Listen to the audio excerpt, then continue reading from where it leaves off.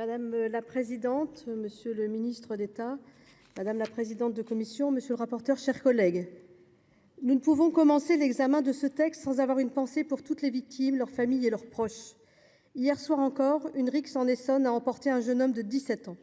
Au nom des membres du groupe Les Indépendants, j'adresse nos condoléances à sa famille. Les violences impliquant des adolescents se multiplient, transformant des lieux de quotidien en scènes de drame insoutenables. Rixes, agressions, affrontements armés ou trafic. Ces actes, autrefois exceptionnels, deviennent une réalité trop familière, rappelant l'urgence d'une réponse collective. La question de la justice des mineurs ne saurait être réduite à un débat idéologique. Elle s'impose à nous, portée par l'actualité, par le cri d'alarme des familles, des enseignants, des forces de l'ordre et de la justice. Nous devons mettre en œuvre des solutions. Avant cela, nous devons dresser le constat qui s'impose. La délinquance juvénile est de plus en plus précoce et de plus en plus grave. Notre code de la justice pénale des mineurs, réformé il y a quelques années, a apporté des avancées notables. La durée des procédures s'est réduite, permettant une réponse judiciaire plus rapide. Cependant, des lacunes persistent. S'agissant des mineurs, les mesures éducatives doivent être évidemment privilégiées. En revanche, notre arsenal juridique doit évoluer pour permettre de faire face à leurs échecs. Quand un mineur, malgré plusieurs avertissements, récidive, il faut une réponse ferme.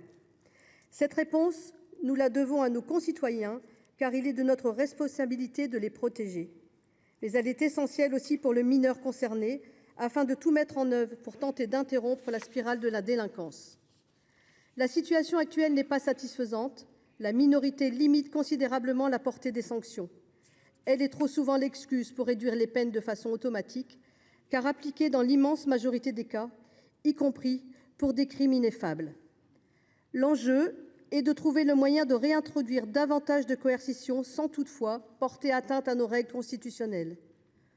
Le texte que nous examinons aujourd'hui ne vise pas à nier la dimension éducative qui doit rester centrale dans notre justice des mineurs. Mais sans basculer dans le tout répressif, il s'agit de rétablir un équilibre nécessaire entre éducation et sanction. Assurer une justice qui protège d'abord la société et qui permette aux jeunes délinquants de prendre conscience de la gravité de leurs actes est essentiel. Ce texte comporte des avancées majeures que nous soutenons avec détermination.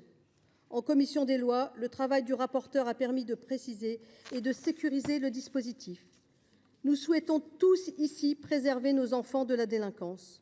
Pour cela, il faut tout d'abord replacer l'autorité parentale au cœur du dispositif. Lorsqu'un enfant tombe dans la délinquance, ses parents ne peuvent se dérober à leurs responsabilités. Ce texte renforce les sanctions à leur encontre s'ils négligent volontairement leurs devoirs, notamment en cas de circonstances aggravantes, comme la non-présentation de l'enfant ou le non-respect de l'obligation scolaire. Dans le même sens, notre groupe soutient pleinement les dispositions du texte visant à mieux indemniser les victimes, sans toutefois exonérer les parents de leurs responsabilités. En effet, la réparation des dommages commis par les mineurs qui n'ont pas fait l'objet d'un placement incombe aux parents. À eux donc de réparer le préjudice aux victimes.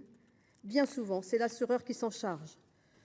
Pour ne pas laisser prospérer un sentiment d'irresponsabilité, nous sommes favorables à ce que les assureurs puissent demander aux parents eux-mêmes condamnés pour s'être soustraits à leurs obligations un remboursement pouvant aller jusqu'à 7 500 €. Par ailleurs, le rapporteur a proposé d'inclure dans le texte plusieurs dispositions concernant les mineurs ayant commis des actes de terrorisme ou de criminalité organisée. Ces mesures nous apparaissent nécessaires. Conscients de la clémence de notre système judiciaire à l'égard des mineurs, les réseaux criminels n'hésitent pas à les utiliser de manière abusive. Quand un adolescent de 14 ans est recruté comme tueur à gages, où est notre responsabilité? Nous devons arracher ces jeunes à l'emprise de ces organisations. Mais il faut bien admettre que certains, notamment les plus influençables, présentent un profil dangereux. Les concernant, nous n'avons pas d'autre choix que d'étendre les possibilités de placement, d'assignation à résidence ou encore de détention provisoire, le cas échéant. Il ne s'agit pas de stigmatiser, mais de reconnaître une évidence. Les mesures éducatives ne sont pas toujours efficaces et restent souvent insuffisantes. Il nous appartient de donner à la justice tous les moyens de répondre de manière ferme et responsable. Ce texte n'est pas une remise en cause des principes fondamentaux de notre justice des mineurs.